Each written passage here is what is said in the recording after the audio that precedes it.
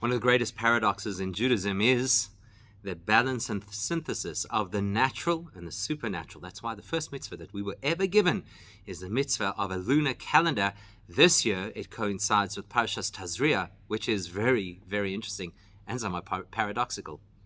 Bekama shonim, many years, like the Shabbos Parshas HaChodesh, he ki b'shon hazeh b'Shabbos Parshas Tazria. So often, Parshas HaChodesh, the special reading about the mitzvah of HaChodesh, coincides with Parshas Tazria. So everything in Torah must be absolutely precise. Therefore, the fact that these two parashas can coincide implies that there must be a common theme between them. If there was no common theme, the Torah, which is absolute truth, would never have put them together. So theoretically, they have a common theme. On the face of it, they actually seem to have contradictory themes. First glance implies it appears that not only do they not share a common theme, to the contrary, they actually appear to be contradictory themes. How so? So let's start. Parashat HaChodesh, Nikras Hashem HaPasuk, HaChodesh Hazeh Lochem Rosh Chodashim Gomer. How did Parashat HaChodesh get its name? Because this is the parasha that talks about the mitzvah of Kiddush HaChodesh, of establishing a calendar based on the lunar cycles. Chodesh Nisan, that started by Hashem giving us Chodesh Nisan. What is the theme of Chodesh Nisan? Shenyanu Chodesh HaGeula. It's the month of redemption, and specifically Boifen Haba Milamayla Legamre, where it's all Hashem's initiative from start to finish. Razal, as the pasuk says, Chazal tell us that this is the pasuk in Shir Hashim, which says, "Kol doidi hine zebo." This is the voice of my beloved that comes to me. Hashem comes to me, and doesn't just come. How does he come? Skipping over the mountains, which implies dilug al haketz, that Hashem short-circuited the period of time that it was supposed to be in Golus. Bisarusa dila'ela, the entire experience of Nisan is divine initiative, all from above. Which is why the entire section is all called Parshas HaChodesh, despite the fact that only one pasuk, yes, of course it happens to be the first pasuk, but one pasuk out of the entire section speaks about the calendar. Whereas the rest of the paragraph speaks about how to prepare for the Korban Pesach, etc. Because it's all the same theme. The reason the Korban Pesach was called by that name is to imply that Hashem skipped over their homes, which implies the type of geula that was beyond the regular steps and processes that you would expect. It's completely Hashem's initiative, as the expression goes, that Hashem appeared to them and redeemed them. And all of that is all of that is the theme of Nisan, which is HaChodesh, the month described in this parasha, which is the month of redemption. So what's the theme of HaChodesh? Divine initiative. Hashem starts the ball rolling. Hashem controls the process. Now let's compare that to Tazria, which seems to carry the opposite theme. Tazria. Loshen nekeva. Tazria is a feminine verb. As the pasuk says, a woman who will give seed, who will conceive. What does it mean a woman gives seed? Very well known that Alter Rebbe explains in the Kutei Torah, the expression is that when the man gives seed first, the child will be a girl. Whereas Isha Mazras Tchila Yeledes Zochar, whereas if the woman gives seed first, the child will be a boy. So the Alter Rebbe explains, She'ish Vishem Remez Al HaKadosh Baruch Hu Ukneses Yisrael. Man and woman in that phrase, as in many places in Torah, is metaphoric for the man being Hashem and the woman being the Jewish community. And therefore the message is, V'chasher Ish Mazriat Tchila, where Hashem initiates the relationship. Hashem gives forth seed, so to speak, first. Which means that why is the person aroused to serve Hashem? Because Hashem inspired them. Then the product is weaker, it's feminine. It's not going to be lasting. In other words, when you rely on external inspiration in order to motivate your service of Hashem, it is an unstable foundation. As the expression goes, that women are easy to switch their way of thinking. They'll accept a different perspective. So you'll accept a different way of doing things. You commit yourself to serve Hashem, and then it kind of wanes.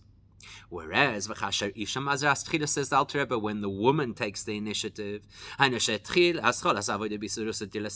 means that the beginning of the process of serving Hashem is personally driven, not relying on inspiration from on high,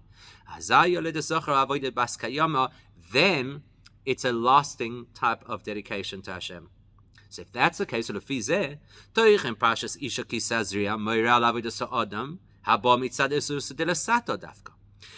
that Parshas Tazria conveys the theme of human endeavor without first being inspired and sparked by God, which is the exact opposite of Parshas HaChodesh, all about divine inspiration.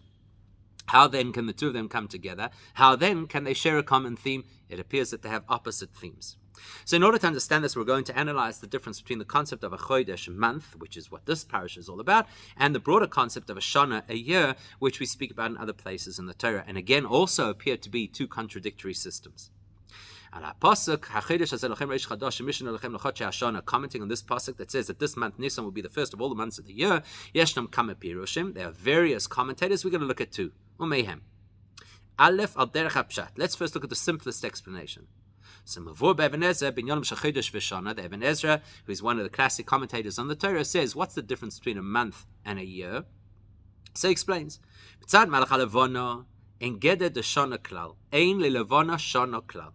the moon's cycle has no concept of an annual cycle. There is no annual cycle for a moon. Because the nature of the lunar cycle is you can only distinguish between months.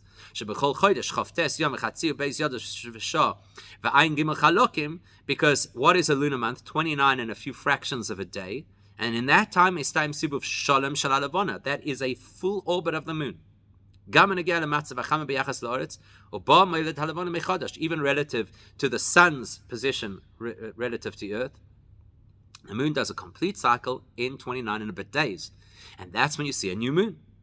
But there's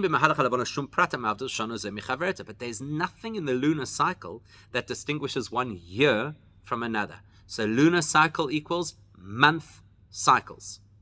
Whereas when you look from the sun's cycles, the sun has no cycle that has any bearing on months. The annual orbit of the sun is 365 days and 6 hours. And it follows the same pattern that create the 4 seasons with the equinoxes and the solstices. It has nothing in its normal natural cycle that would suggest any influence over the months. So the Ibn Ezra points out the moon is a purely monthly cycle and the sun purely an annual cycle. Based on that, he comes back to the pasuk. The pasuk that tells us Nisan will be the first of your months. That tells us how you start counting months. Nisan is 1, Iyar is 2. And this is something that is only relevant to the lunar cycle. As the Gemara tells us, that is our calendar. It starts in the first month, which is Nisan. Whereas if you're counting years, that happens in Tishrei, which is the 7th month on the month cycle, and the shift of the years on the annual cycle. That's the Ibn Ezra. Now we'll look at a Medrash. So the Medrash explains on a pasuk HaChodesh Hazeh Lochem Amru Chazal, commenting on this pasuk about HaChodesh Hazeh Lochem, beautiful Medrash that says, Misha Bochar HaKadosh Baruch Hu Be'olamai, when Hashem chose to create a world, Kava Bo Rosh HaChadoshim B'Shonim, Hashem set within the natural cycle of the world the beginnings of months and of years. And later on, almost 2,500 years later, when Hashem chose Yaakov and his family to be the chosen people, then Hashem instituted into the world the beginning of a different kind of month, a month of Geula. Now, the Balo Akedah, which is a more Kabbalistic book, says, what's the difference between Hashem choosing his world and Hashem choosing his people? He explains. When it says that Hashem chose his world, that means that Hashem chose at the beginning of creation to have a natural order that would be what defines creation. And the month of Tishrei, Rosh Hashanah, would be the beginning of the natural cycles. But when Hashem chose us as his people, that's when Hashem chose to introduce miraculous cycles into the world, like Yetzias Mitzrayim, the Exodus, Shidud HaTeva, which break the rules of nature. Who does Hashem do miracles for? He does it for us, Yaakov and his children. And the beginning, the head of those cycles of the miraculous, nature-busting realities, that is Chodesh Nisan. Okay, so the Even Ezra says what it's telling us is that the moon only has monthly cycles and the sun only has annual cycles. And the Medrash is telling us that from the beginning of time there was a natural order which commences every year at Tishrei, and at the time of choosing the Jewish people there became a supernatural order which commences annually on Rosh Chodesh Nisan. Now, those might seem like completely unconnected or disconnected commentaries, but kol pirush azal al pasuk inyanechot shayochim ze leze. Anytime that you have multiple insights from the Meforshim, from Chazal on a single pasuk, it means that there is something that links them. V'aderech ze binyonenu, in our case, it's actually pretty clear what the link is. These two concepts. On the one hand, the distinction between how the sun is an annual cycle and the moon a monthly cycle. And the fact that the Medrash tells us that Tishrei is the beginning of the natural cycle, whereas Nisan is the beginning of the miraculous cycle, which are contradictory. It's all linked together. The nature of the natural cycles that Hashem made is that they are consistent and they never fail us. They are consistent and predictable. Great example is the solar cycles. You know hundreds of years in advance exactly what the sun is going to look like at a particular day of the solar calendar, and that's where it's going to be. It's actually alluded to in the word Shana, which in addition to meaning a year, also means Milosha Mishnah, something which repeats. Because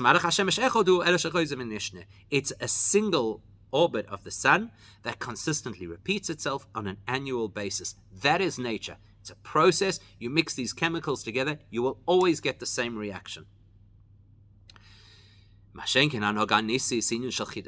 But when you talk about miracles, miracles are unexpected, something new and innovative. There are certain times where Hashem suspends the natural order temporarily, and that's similar to the moon, where the light of the moon is different every single day, and renews as a new moon every single month, and that's why Chodesh, the word for month, is related to the word Chidush, which means something which renews. So there's the link. Why they're two different cycles? Because they represent the two different methods of how Hashem runs the world. The only thing that should immediately jump out at us is, it seems like there are mixed metaphors, both in the pasuk at the beginning of Parashas HaChodesh and in the Medrash that we've quoted on it. First of all, look at the pasuk. It speaks not only about months, which is what you would expect, because we're talking about the moon, which is a monthly cycle. Both things are mentioned. First, it tells us what we expect, that this month of Nisan will be the beginning of all the months. And then Beis, it adds that it's the beginning of the months of the year. In other words, the pasuk is implying not only is Nisan the beginning of the cycle of months, but it also has some kind of leadership role in the months of the year. That doesn't make sense. Seeing as Parashas HaChodesh is speaking about the nature of months, which are dependent on the lunar cycles, and as the Even Ezra told us, the moon has no annual cycle at all. How could the Torah use an expression that Nisan is the beginning of the months of the year? The moon has nothing to do with the year. And you're going to see the same thing in reverse in the Medrash. When the Medrash describes that Hashem chose to create a world and within that world have a natural order, which is of course relevant to Tishrei, the Medrash doesn't only say Hashem set up a cycle of years, but also of new months.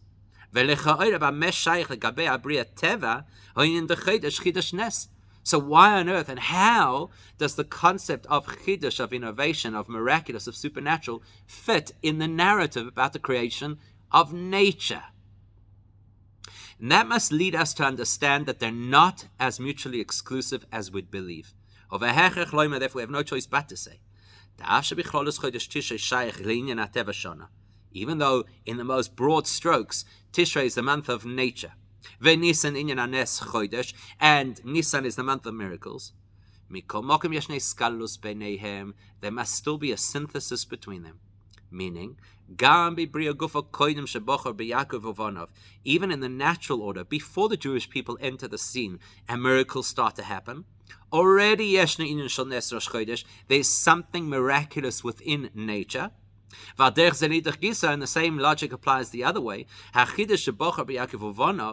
fact that Hashem chose Yaakov Abanov, the Jewish people, and now introduced miracles to the world, is something you will not only see play out in the miraculous times of the year, but you'll actually see a shift in the natural experience of the year. Now that might not seem to make any sense, so let's understand what is nature and what are miracles, and how do they bring us to serve Hashem better. Let's dig a little deeper into these two streams, the miraculous and the natural.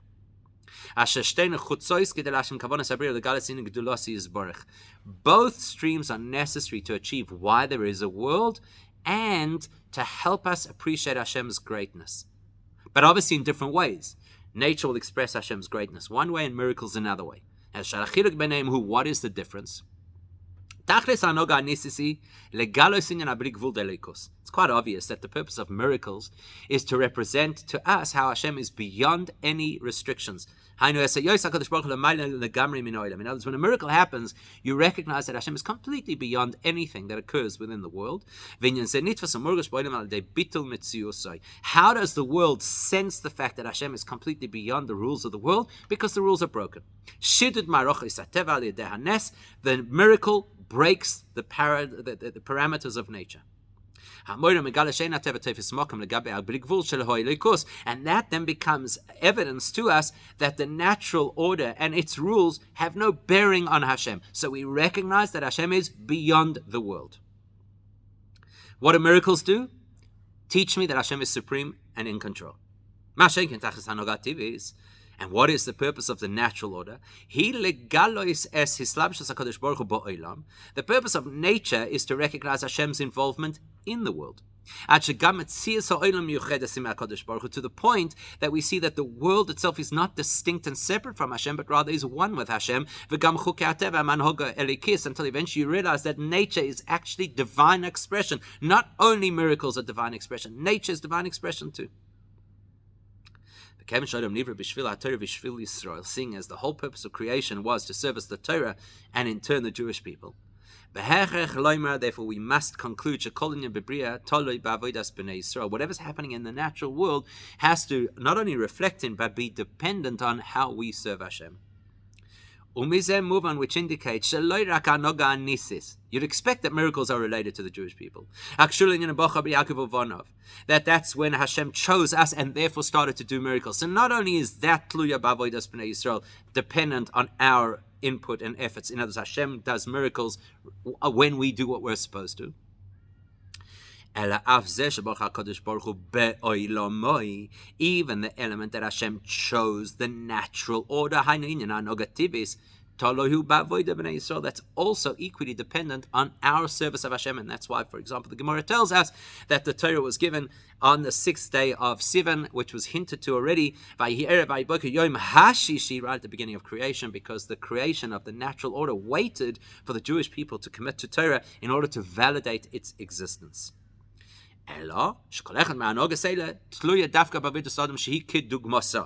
So if we, through our avodah, motivate for miracles, and we, through our avodah, consolidate nature, then there must be something in our avodah that is miraculous, and something in our avodah which is natural. Which means you could divide the experience of Jewish dedication to Hashem into two areas. The first and foundational element of being Jewish is absolute acceptance of Hashem's authority and willingness to sacrifice everything for Hashem. That's avodas Hashem sheinu bo mitzad haseichel v'haregesh chulei sheloi. That's a dedication to Hashem that is not created out of my understanding and not dependent on my sentiment. That's where a person commits themselves to Hashem out of complete submission. So when a person submits, a person lets go of themselves, then clearly that avodah does not have the limitations of self. It's not limited to what I understand. It's not limited to how I feel. It's not limited to what I think I can do. So that kind of bittul, complete dedication to Hashem without question, that's what generates the miraculous input from Hashem into this world. When we submit and surrender self, that motivates Hashem to surrender the rules of nature in favor of what he wants. But on the other hand, the entity called the human being, what a person feels and what a person is able to dedicate themselves to, also has to be filled with a sense of serving Hashem. In other words, it's not good enough to say, I completely disappear from the picture and just follow Hashem as some kind of android. The purpose is to integrate dedication to Hashem into my mind and into my sentiment, into my reality. And that's why it's not sufficient just to serve Hashem out of absolute blind dedication. We also have to learn and understand and appreciate what Yiddishkeit is, and we have to feel it. When we do that part of our Judaism, that's what motivates the natural order to be aligned with what Hashem wants. That it's not just a natural order, but that there's a synthesis between the natural reality and the divine consciousness.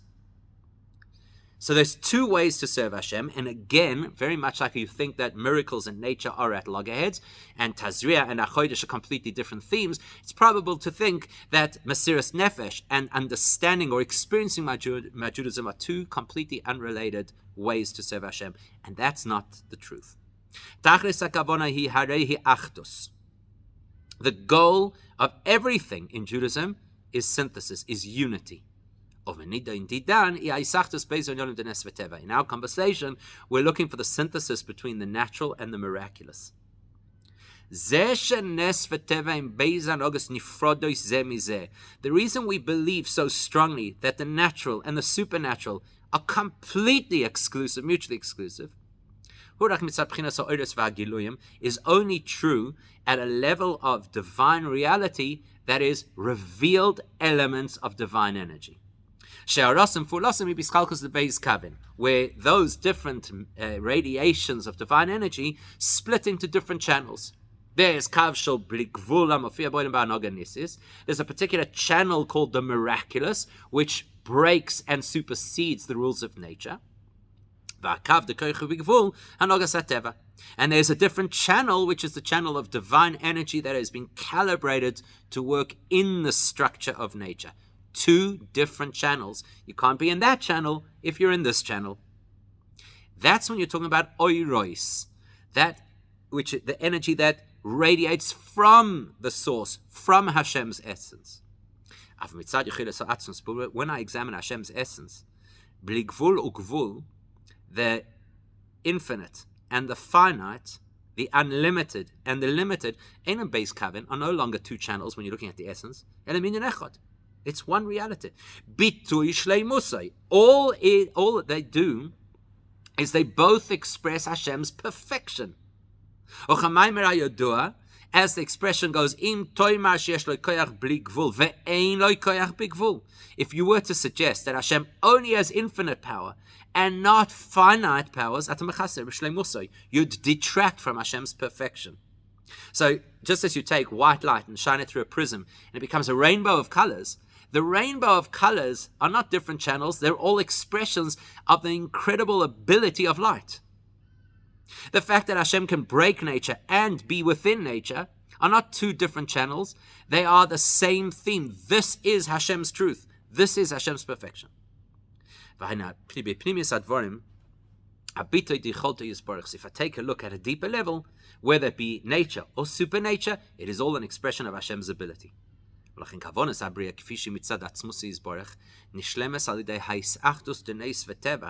So in which way will the ultimate essence drive behind a motivation for creation play out when the natural and the supernatural coexist, harmonize, work together, express the same thing? And you'll see this in human experiences. What does the Torah expect of us? A harmony of two different ways to serve Hashem. What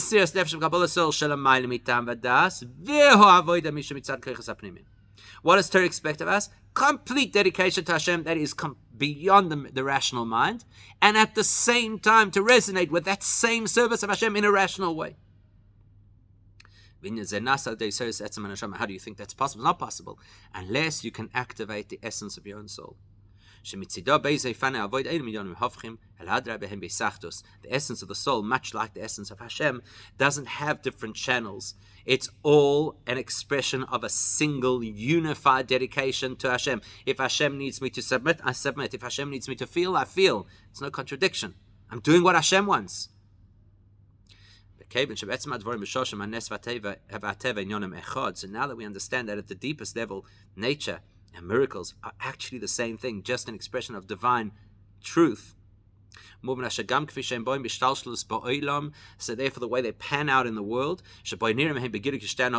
which to the naked eye looks like two completely different ways of running the world in interaction and channels, the truth is not what meets the eye. The truth is the unity that runs beneath the surface of both of them. And that's why we're about to explain that in nature you'll identify elements that look supernatural. We'll see also that there's certain elements about miracles which are similar to the natural way. What does that mean? So the explanation is this. There are two possible ways through which a person could acknowledge Hashem's absolute greatness through examining nature. One way is, you pay attention to the world, you contemplate how the world operates and how amazing it is.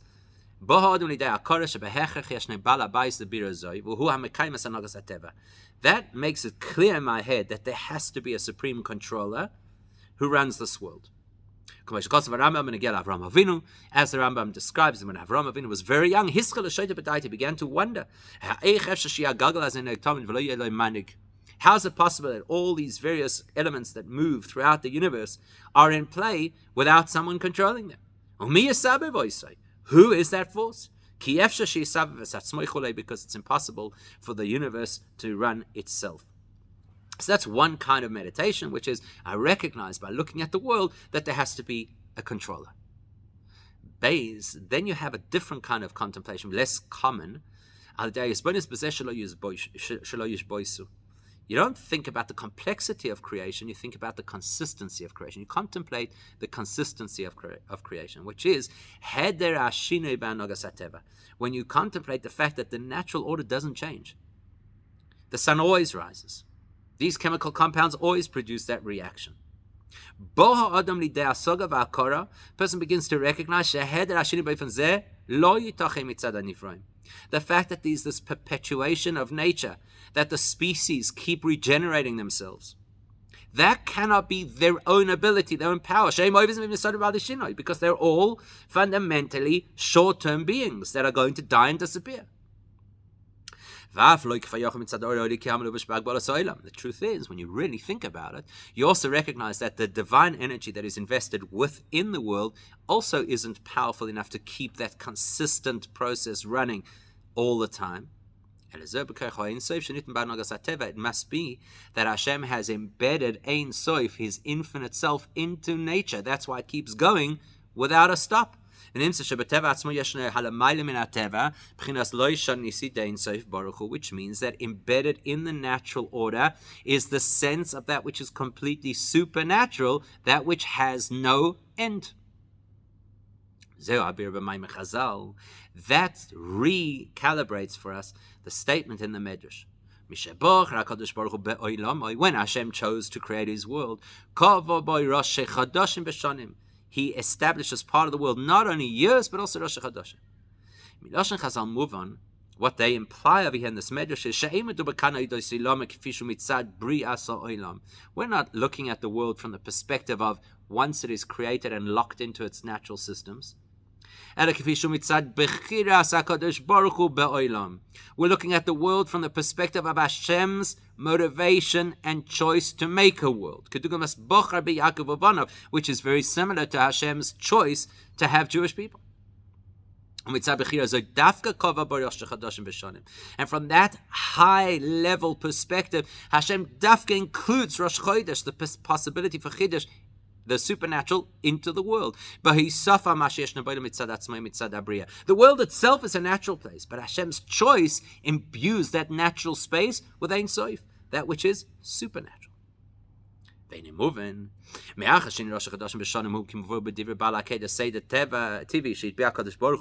Now, we already said that at that period of time Hashem created the natural order. It's part of the creation, right? Why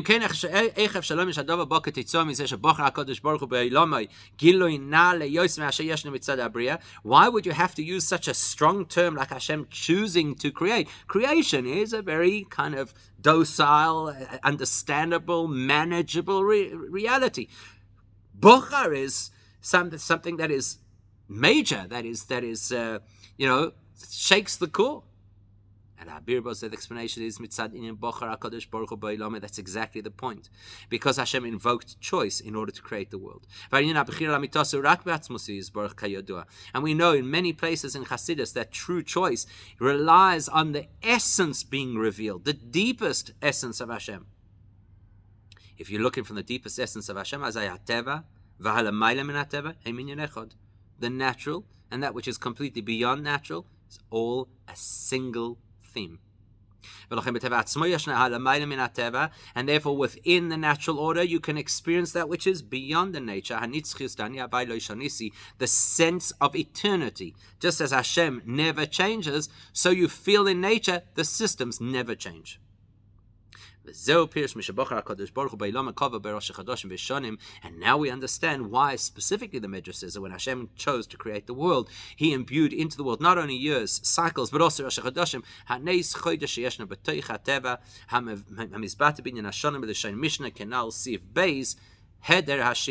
The Shana is the Nes. The fact that the cycles keep repeating again and again and again and again, which is the unique message of Shana, of a year, that in itself is a sign that there is the miraculous, the supernatural within the world. So now that we've identified that within nature there is the absolute revelation and experience of that which is beyond nature, we'll find a similar reverse effect in the miraculous. You see, the limit of a miracle is that it is locked into being a miracle. It's outside of the reality of this world. And therefore it represents the part of Hashem that is infinite, beyond the world. The truth is that the truth is that when miracles happen, they actually change the world. They don't just break the world, they change the world. That now you will see within nature a sign that Hashem runs the world. So the sea splits. It's not some supernatural element that comes into the world to rescue the Jews. The sea, which is natural, now has built into its story something supernatural. The world is elevated.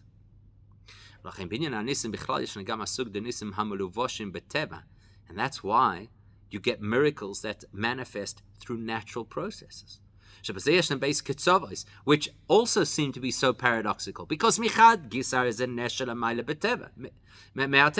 one hand, it's a miracle. It is a miracle.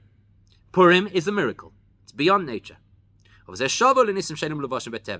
in that way, that miracle has the same DNA, it has the same parameters as a miracle which is supernatural. As we see halachically,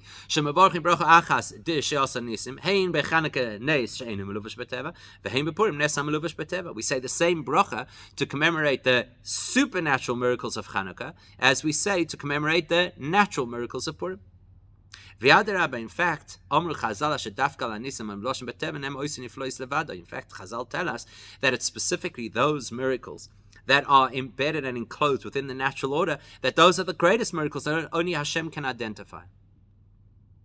So what is a miracle wrapped up in nature? It's one of the highest kinds of miracles, and yet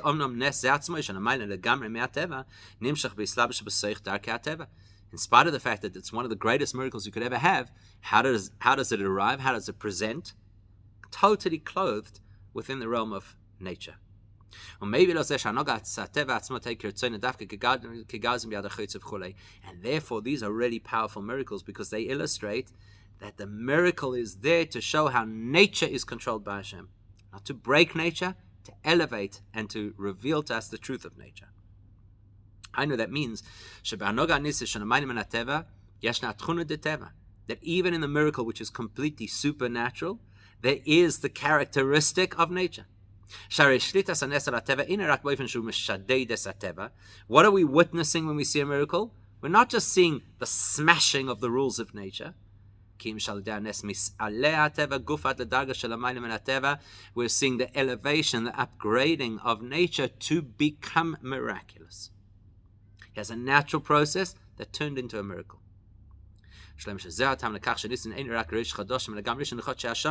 And that explains why Nisan is not only the first of the months, but it's the first of the months of the year. Because what is the goal of Nisan? Not to bring miracles to superimpose over nature, but to bring miracles to transform nature. To the point that eventually you recognize that the natural order is driven and powered by that which is supernatural. Now, we can now very easily identify how Parshas HaChodesh fits perfectly with the theme of Tazria. As